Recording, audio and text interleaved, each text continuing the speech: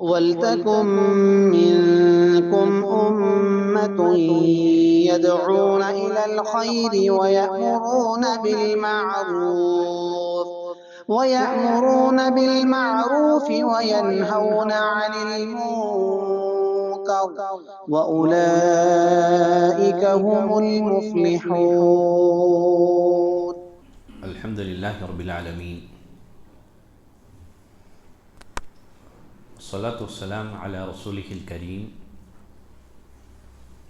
وعلی آلہ وصحبہ اجمعین، واشہد ان لا الہ الا اللہ واشہد ان محمدا عبدہ ورسولہ۔ نبی کریم صلی اللہ علیہ وسلم کی ولادت سے لے کر کے شق صدر تک کے جو واقعات ہیں سابقہ دروس میں ان پر گفتگو پیش کی جا چکی ہے۔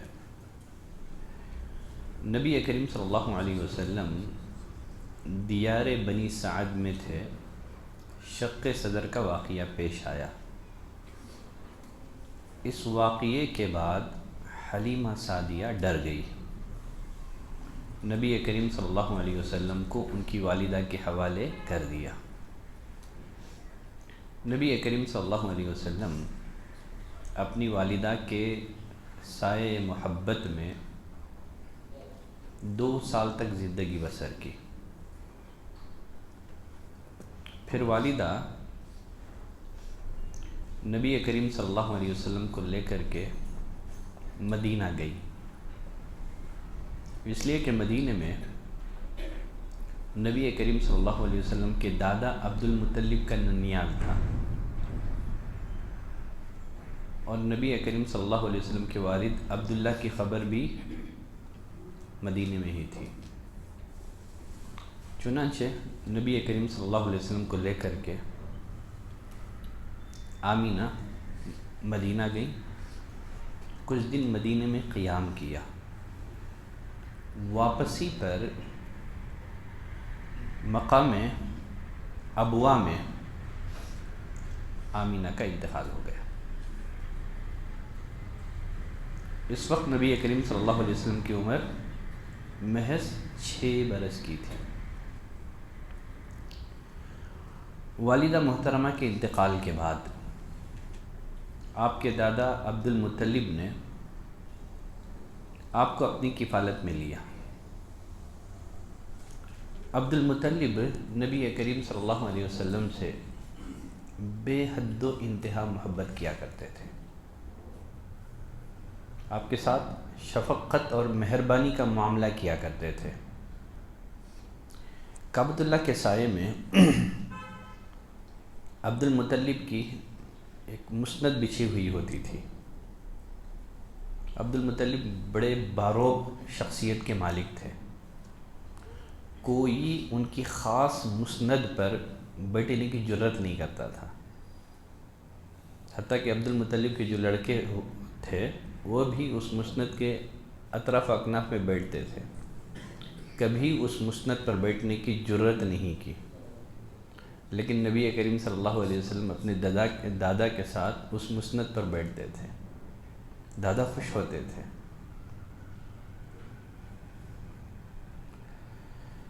ایک دفعہ عبد المطلب نے نبی کریم صلی اللہ علیہ وسلم کو گمشدہ اونٹنی کو ڈھونڈنے کے لیے بھیجا۔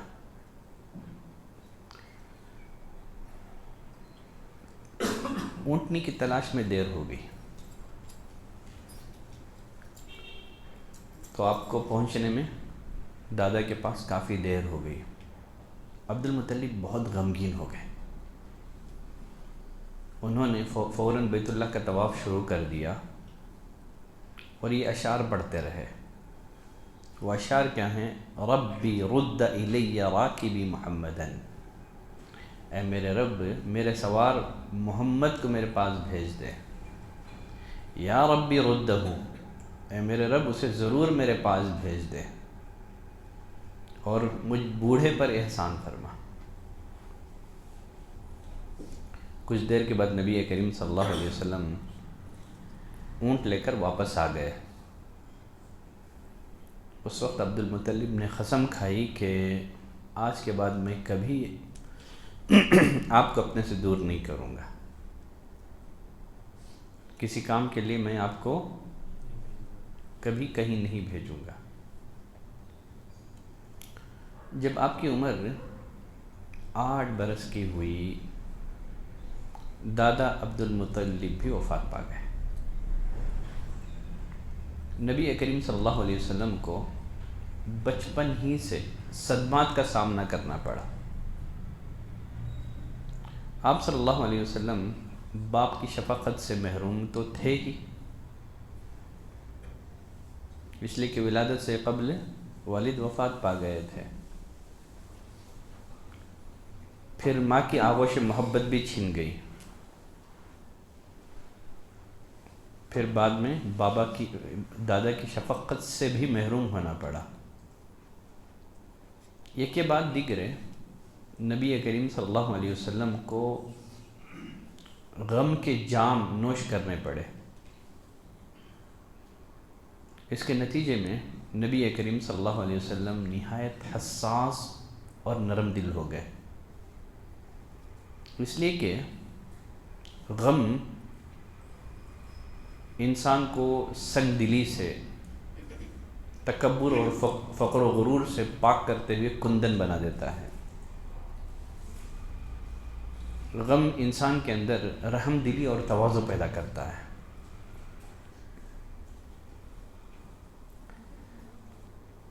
اور اللہ کی حکمت اس بات کا تقاضا کرتی تھی کہ نبی کریم صلی اللہ علیہ وسلم یتیمی کی حالت میں پرورش پائیں،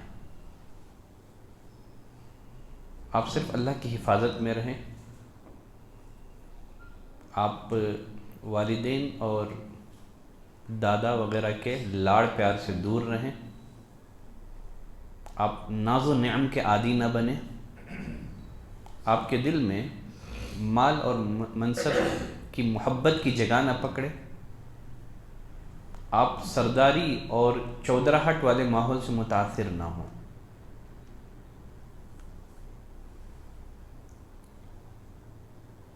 نبی کریم صلی اللہ علیہ وسلم کی یتیمی کی ایک اہم ترین حکمت یہ بھی ہے، اللہ چاہتا تھا کہ آپ صلی اللہ علیہ وسلم بچپن ہی سے مضبوط ارادے کے مالک بن جائیں، اولو العزم بن جائیں، وہ اپنے معاملات میں کسی کے محتاج نہ ہوں، آپ کی تعلیم اور تربیت میں کسی انسانی ہاتھ کا کوئی دخل نہ ہو، خالص آپ کی تربیت رب العالمین کی نگرانی میں ہو،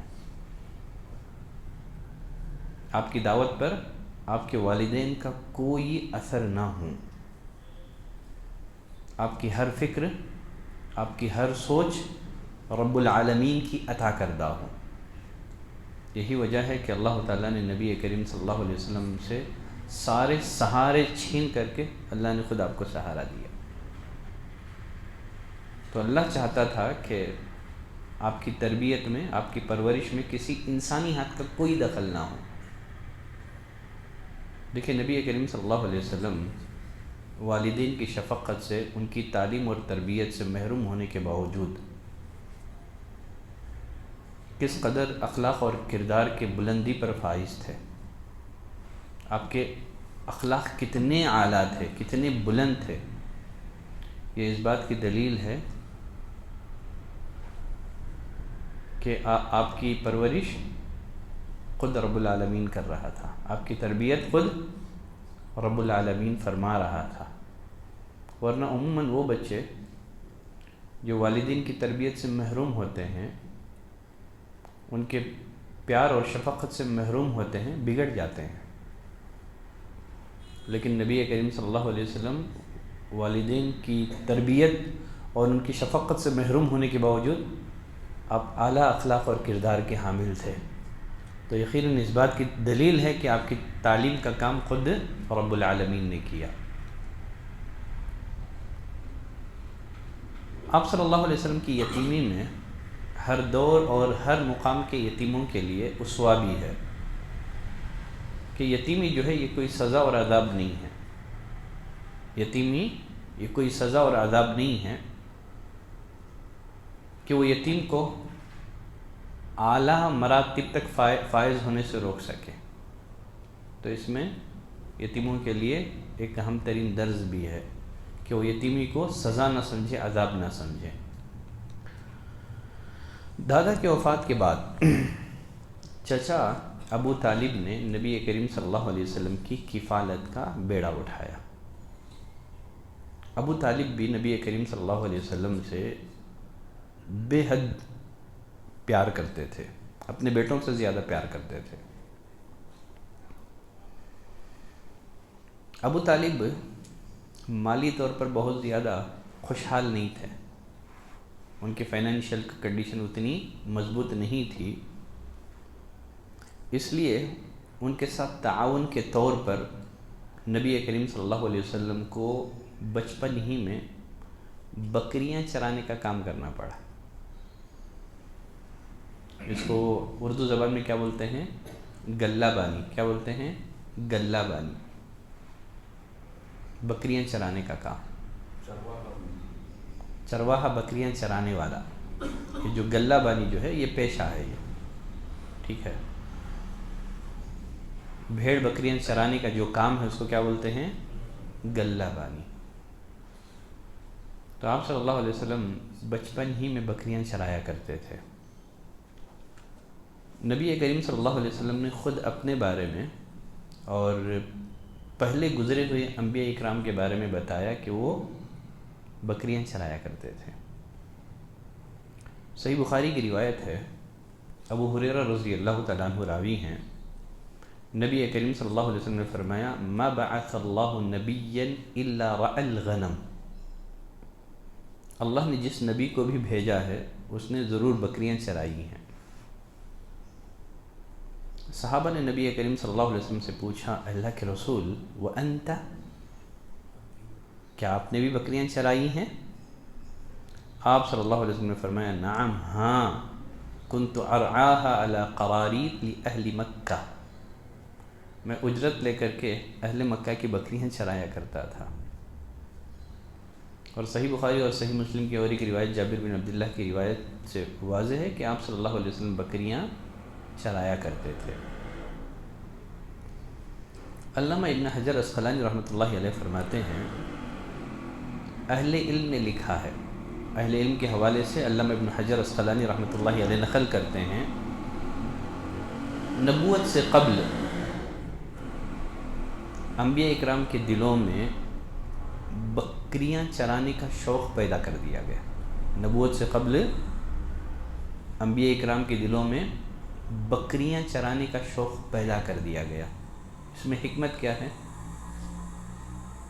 تاکہ قوموں کو سدھارنے کا فریضہ انجام دینے کی مشق ہو جائے.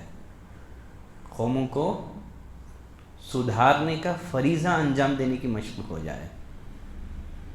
جو بھی قائد اور رہبر ہوتا ہے نا، ضروری ہے اس کے لیے وہ کچھ صفات کا حامل ہو، اس کے اندر کچھ کوالٹیز پائی جائیں، اس کے اندر کچھ خوبیاں ہوں. اور اس کی عملی تربیت کس سے ہوتی ہے؟ بکریاں چرانے سے ہوتی ہے.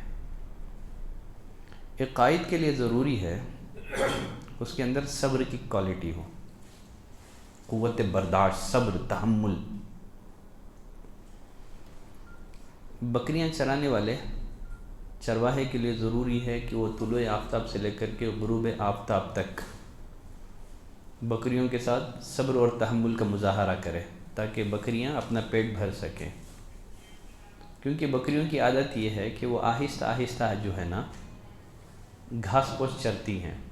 اگر چرواہا صبر نہ کریں، تحمل نہ کریں تو پھر بکریاں بھوکی رہ جائیں گی. پھر اسی طرح انسانیت کی تربیت کرنے والے مربی کے لیے ضروری ہے کہ اس کے اندر بھی کیا ہو؟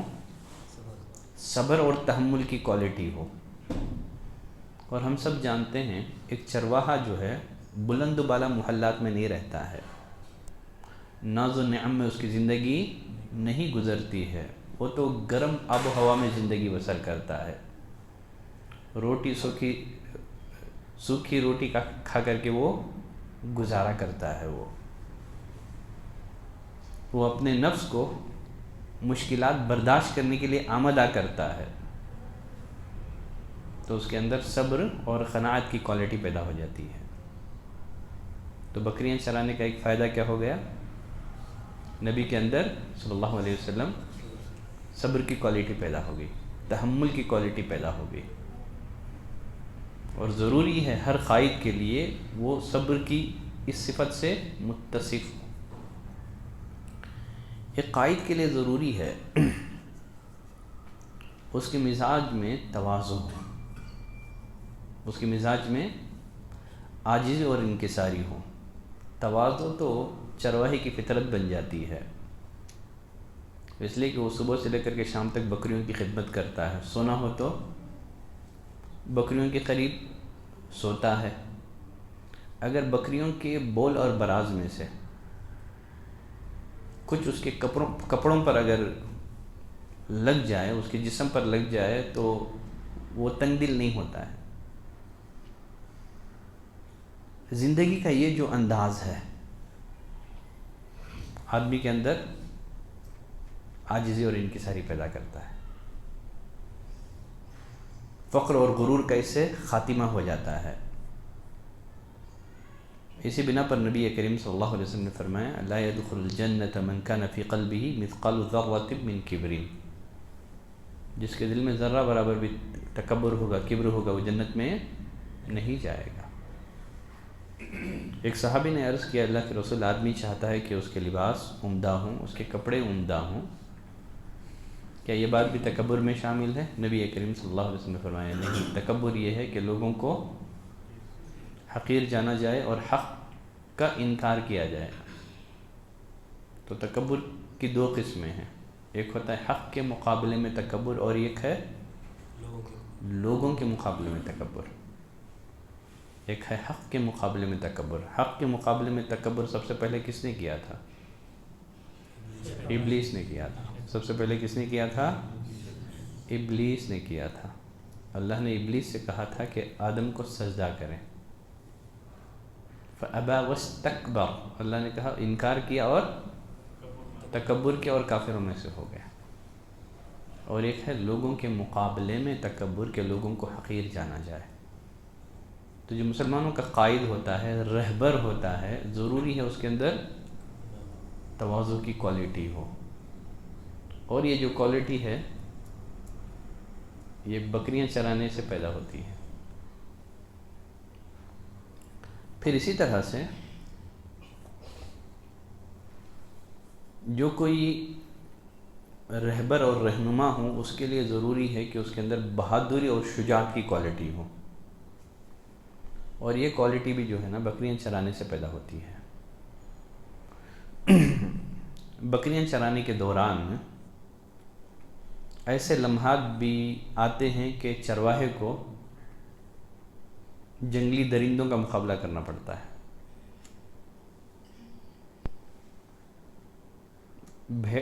यानी जो खूनखार जानवर हैं उनका मुकाबला करना पड़ता है। तो इसलिए उसके अंदर ज़रूरी है कि बहादुरी और शुजाअत भी हो, ताकि वक्त आने पर वो जंगली जानवरों का मुकाबला कर सके और बकरियों की हिफाजत कर सके। तो बकरियां चराने से नबी करीम सल्लल्लाहु अलैहि वसल्लम के अंदर शुजाअत और बहादुरी की क्वालिटी पैदा हो गई, जो कि एक कायद के लिए ज़रूरी है। जो कोई मुसलमानों का कायद, रहबर और रहनुमा हो, ज़रूरी है उसके अंदर जो है ना रहम दिली की क्वालिटी पाई जाए, रहमत और शफ़क़त की क्वालिटी उसके अंदर मौजूद हो।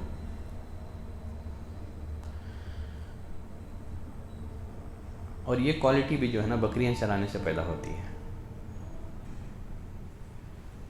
अगर बकरी बीमार हो जाए, उसे चोट लग जाए या उसकी हड्डी टूट जाए, तो ये कैफियत इस बात का तकाज़ा करती है कि फ़ौरन उनका इलाज किया जाए, उनके साथ शफ़क़त का बर्ताव किया जाए।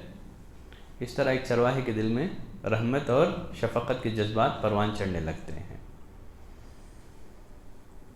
जो शख्स حیوانات کے ساتھ مہربان ہوں وہ یقیناً انسانوں کے ساتھ بہت زیادہ مہربان ہوگا. خاص طور پر وہ ہستی جسے اللہ نے اس مقصد کے لیے اپنا رسول بنا کر کے بھیجا ہو کہ وہ لوگوں کی تعلیم اور تربیت کا فریضہ انجام دے، ان کی رہنمائی کرے. دیکھیے، اگر اللہ چاہتا آپ صلی اللہ علیہ وسلم کو بکریاں چرانے کی ضرورت ہی پیش نہیں آتی. ایک تربیت کا مرحلہ تھا. آپ صلی اللہ علیہ وسلم نے جو بکریاں چرائی ہے اس میں امت کے لیے ایک درس بھی ہے. وہ کیا درس ہے؟ آپ نے جو بکریاں چرائی ہے اس میں امت کے لیے ایک اہم ترین درس یہ ہے کہ وہ اپنی روزی محنت کے ساتھ اپنے ہاتھوں سے کما کر حاصل کرے. بکریاں چرانا یہ بھی ہاتھ کی کمائی کی ایک قسم ہے. یہ تو اس میں امت کو درس دیا گیا ہے کہ وہ اپنی کمائی اپنی محنت سے حاصل کرے. صحیح بخاری کی روایت ہے، نبی کریم صلی اللہ علیہ وسلم نے فرمایا ما اکل احد طعاما خیر من ان یأکل من عمل یدہ. انسان کی بہترین خوراک وہ ہے جو اس نے اپنے ہاتھ کی کمائی سے حاصل کی ہے. پھر نبی نے فرمایا وَإِنَّ نَبِيَّ اللَّهِ داؤد علیہ السلام، اللہ کے نبی داؤد علیہ السلام كَانَ يَأْكُلُ مِنْ عَمَلِ يَدِهِ، اپنے ہاتھ کی کمائی سے کھایا کرتے تھے. ایک داعی کے لیے ضروری ہے اس کی نظر جو ہے دوسروں کے اموال پر نہ ہو، وہ مالی طور پر دوسروں سے مستغنی ہو جائے. اس کا فائدہ کیا ہوگا؟ اگر ایک داعی کی نظر لوگوں کے اموال پر نہ ہو تو اس کی قدر اور قیمت میں اضافہ ہوگا، اس کی دعوت میں اخلاص پیدا ہوگا، اور پوری جرت اور بہادری کے ساتھ وہ دعوت کا کام کر سکے گا. جو داعی دوسروں کے احسان تلے دبا ہوا ہو، کیا وہ کبھی حق بیان کر سکتا ہے؟ جو لوگوں سے صدقہ لیتا ہو، خیرات لیتا ہو، کیا وہ بے باکی کے ساتھ حق بیان کر سکتا ہے؟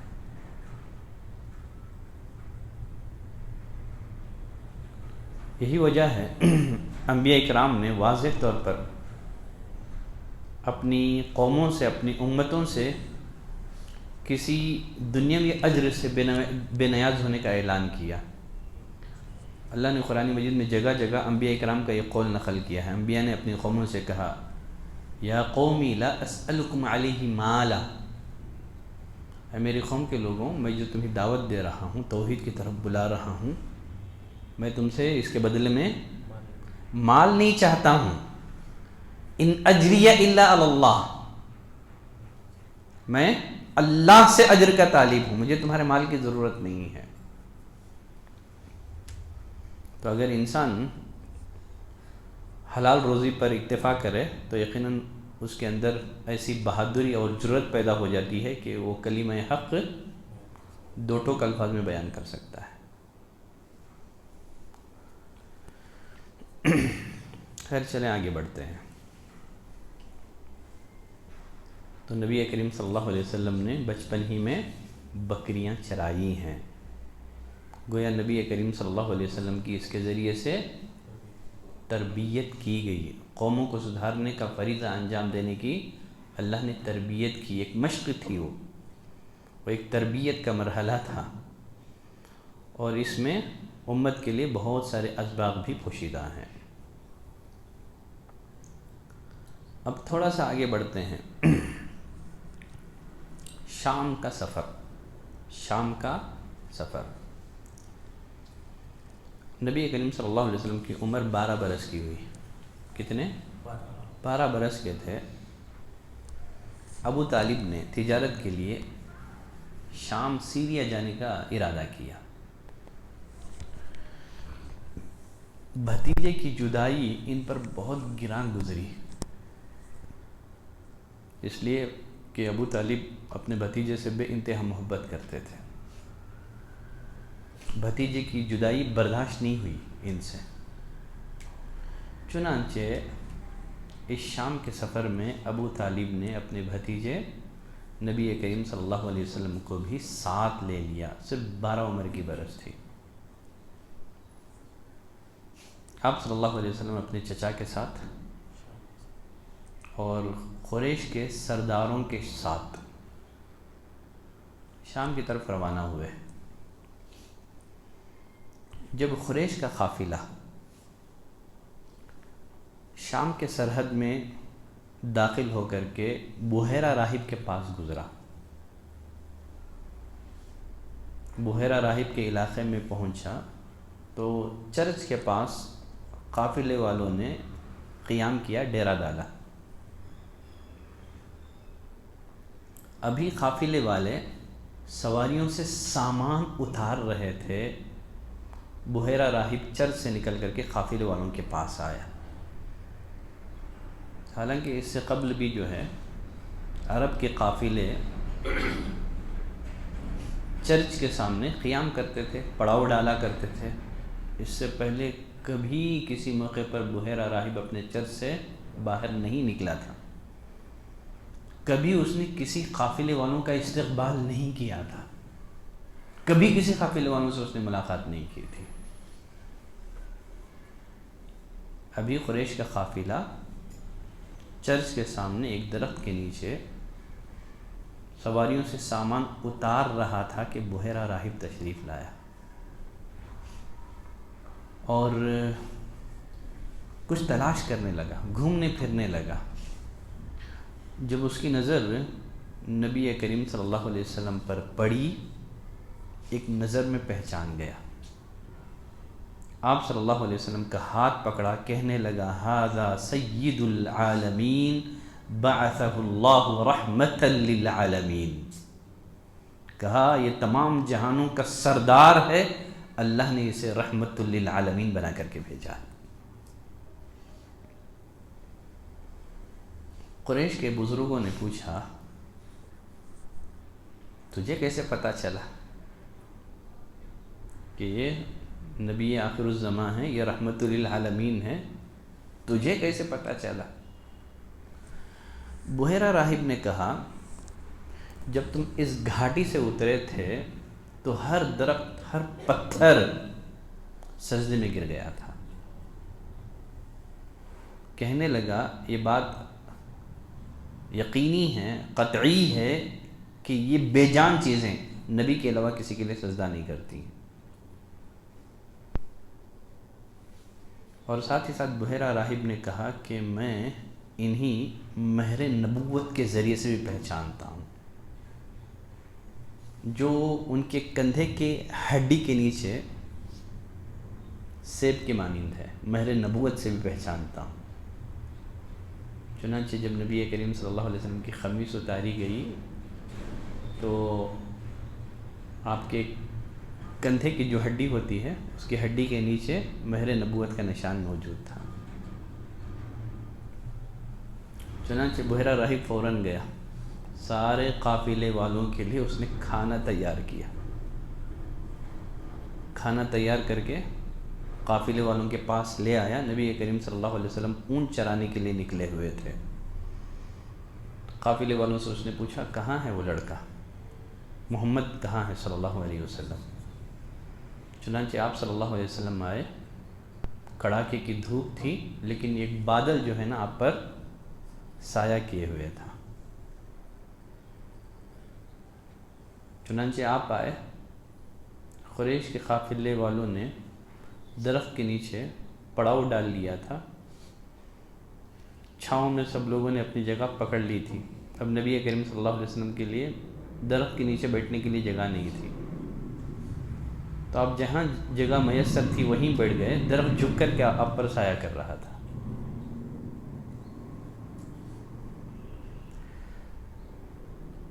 کھانے وغیرہ سے فارغ ہونے کے بعد بحیرہ راہب نے قریش کے قافلے والوں کو نصیحت کرتے ہوئے کہا کہ اس بچے کو آگے مت لے کر کے جانا، اگر رومی لوگ اس بچے کو جان لیں گے، پہچان لیں گے تو پھر قتل کر دیں گے، اس لیے کہ روم کے لوگ جانتے تھے کہ جب نبی آخر الزمان کی آمد ہوگی روم پر ان کا جو ناجائز قبضہ ہے نا وہ ختم ہو جائے گا۔ ڈرے ہوئے تھے، جانتے تھے۔ ابھی بحیرہ راہب قافلے والوں سے مخاطب تھا کہ اس بچے کو آگے نہ لے جایا جائے، اتنے میں روم کے 7 لوگ آ گئے، آ کر کے کہنے لگے کہ ہمیں خبر ملی ہے کہ اس وقت کا نبی اس ماہ پر ایک سفر پہ نکلے گا۔ بحیرہ راہب جو ہے کسی بھی طرح سے ان کو نصیحت کی، ان کو بتایا دیکھو مجھے بات بتاؤ، اگر اللہ تعالیٰ کسی کام کا ارادہ کرے تو کیا کوئی شخص اللہ کے اس ارادے کو روک سکتا ہے؟ رومی لوگوں نے کہا کہ نہیں روک سکتا، بادشاہ کی طرف سے، حاکم وقت کی طرف سے بھیجا گیا تھا، اس بچے کو تلاش کر کے، اس نبی آخر الزمان کو تلاش کر کے لایا جائے۔ بحیرہ راہب نے انہیں سمجھا کر کے واپس کر دیا۔ پھر اس کے بعد قریش کے قافلے والوں سے اس نے پوچھا کہ میں اللہ کی قسم دیتا ہوں بتاؤ اس بچے کا سرپرست کون ہے؟ انہوں نے کہا ابو طالب۔ تب راہب نے ابو طالب کو اللہ کا واسطہ دے کر کہنے لگا کہ اس بچے کو واپس مکہ بھیج دو۔ چنانچہ ابو طالب نے نبی کریم صلی اللہ علیہ وسلم کو واپس مکہ بھیج دیا۔ اس واقعے سے معلوم ہوا کہ اہل کتاب رسول اللہ صلی اللہ علیہ وسلم کی صفات کو اور ساتھ ہی آپ کے آنے کے زمانے کو اچھی طرح جانتے تھے،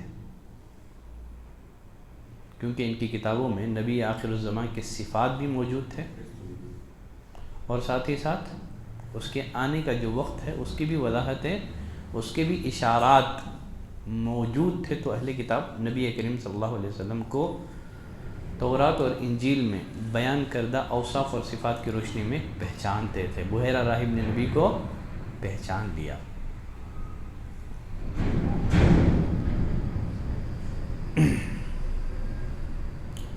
چلیں تھوڑا سا آگے بڑھتے ہیں۔ جب آپ صلی اللہ علیہ وسلم کی عمر 20 برس کی ہوئی، ذی قعدہ کے مہینے میں عکاظ کے بازار میں ایک لڑائی پیش آئی تھی۔ اس لڑائی میں ایک طرف قریش اور کنانہ کے قبائل تھے اور دوسری طرف قیس اور غیلان کے قبائل تھے۔ دونوں میں گھمسان کی لڑائی ہوئی۔ فریقین کے کئی آدمی مارے گئے۔ اس جنگ کا نام کیا ہے؟ جنگ فجار۔ جنگ فجار۔ کئی آدمی مارے گئے۔ بالآخر فریقین نے صلح کر لی اور انہوں نے یہ طے کیا کہ دونوں طرف کے مقتولین جو ہے گنے جائیں گے، دونوں طرف کے مقتولین گنے جائیں گے، جدھر زیادہ ہو ادھر والے زائد مقتولین کا خون بہا لے لیں گے۔ بالآخر لڑائی رک گئی، انہوں نے صلح کر لیا۔ اس جنگ میں آپ صلی اللہ علیہ وسلم بھی شریک تھے، اپنے چچاؤں کو تیر تھمایا کرتے تھے۔ تو ایک تو نبی کریم صلی اللہ علیہ وسلم کے اندر شجاعت اور بہادری پیدا ہو گئی اور جنگ کی عملی مشق بھی ہو گئی، جنگ کی عملی مشق بھی ہو گئی جنگ فجار سے۔ اس جنگ کو جنگ فجار کا نام کیوں دیا گیا ہے؟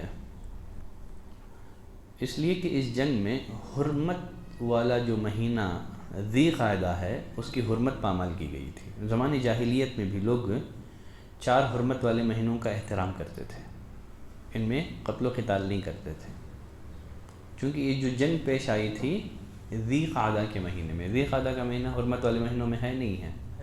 ہے، چونکہ ذی قعدہ کے مہینے میں یہ لڑائی پیش آئی تھی۔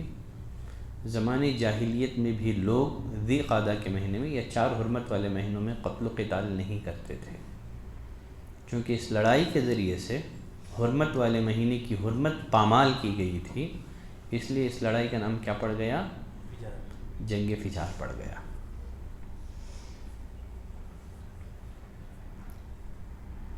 اور پڑھیں گے، چلیں۔ جنگ فجار کے تقریباً 4 ماہ کے بعد حلف الفضول کا معاہدہ پیش آیا۔ کیا ہے؟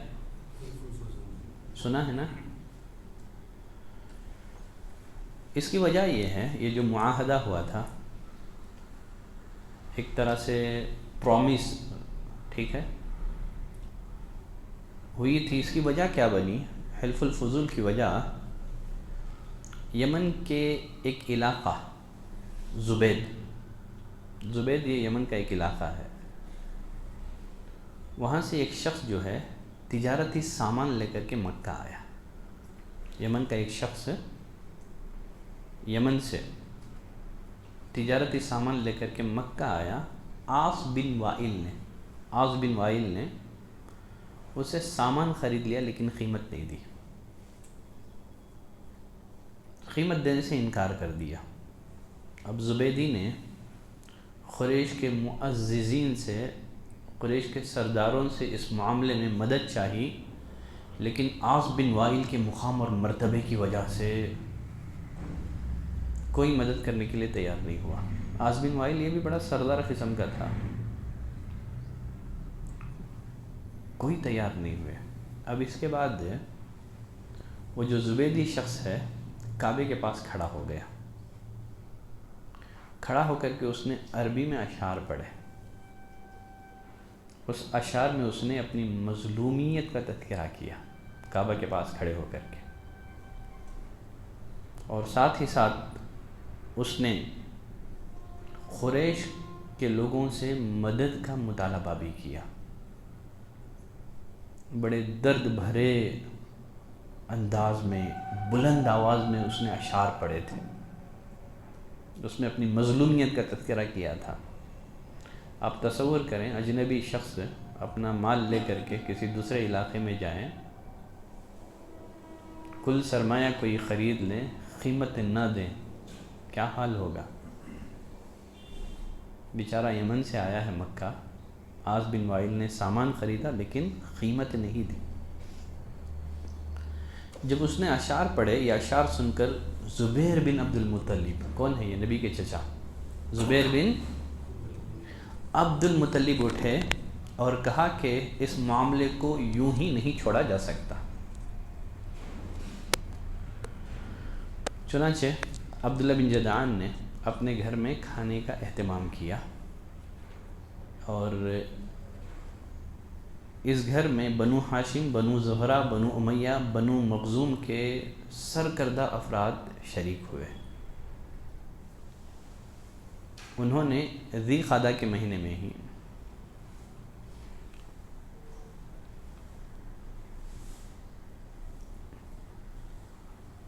نہیں چلے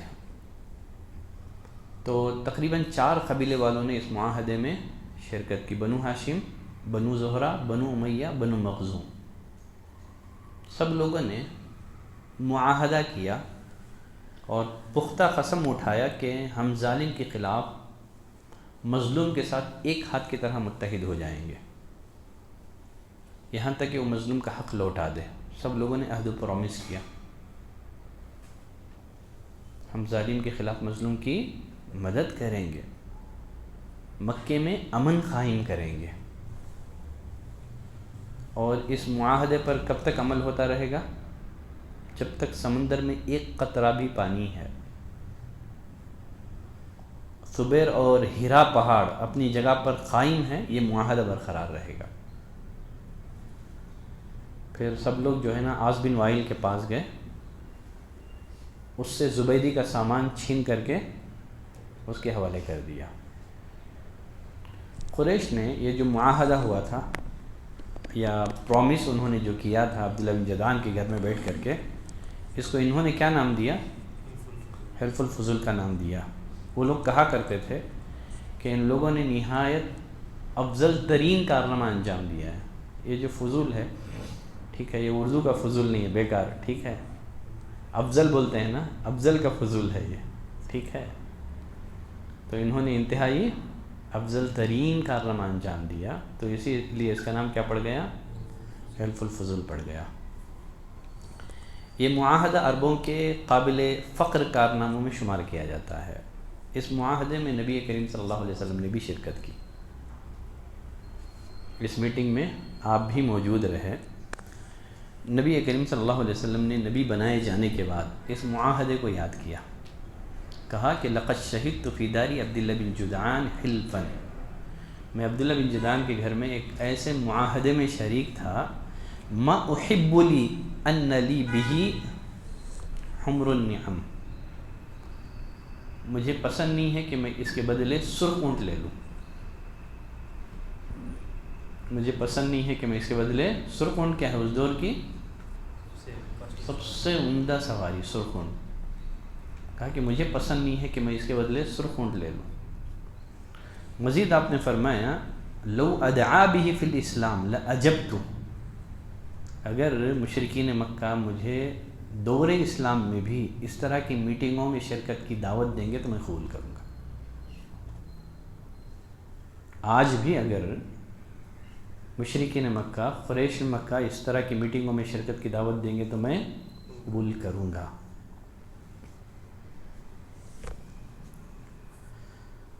یہ جو حلف الفضول میں نبی کریم صلی اللہ علیہ وسلم کی شرکت ہے، اس سے ہمیں کیا باتیں سمجھ میں آئی؟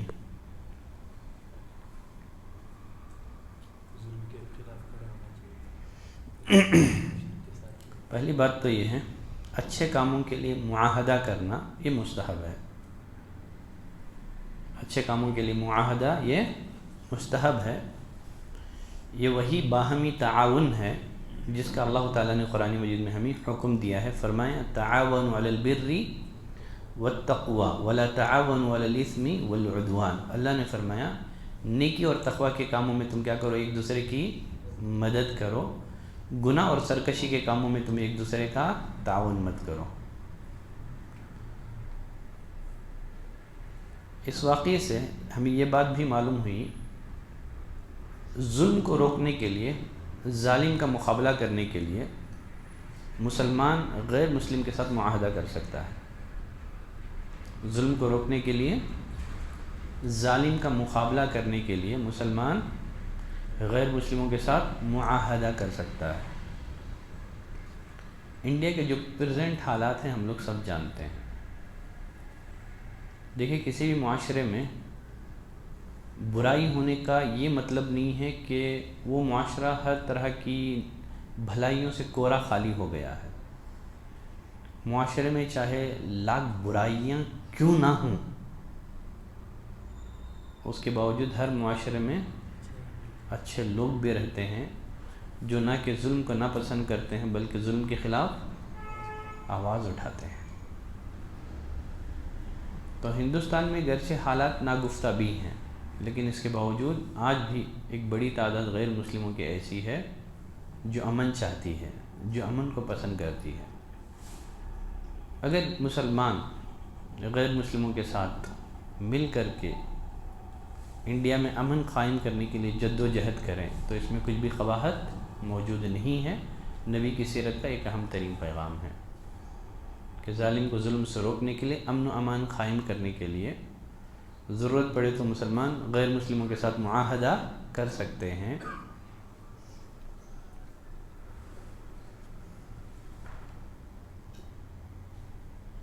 لیکن یہاں ایک بات ذہن میں رکھیں،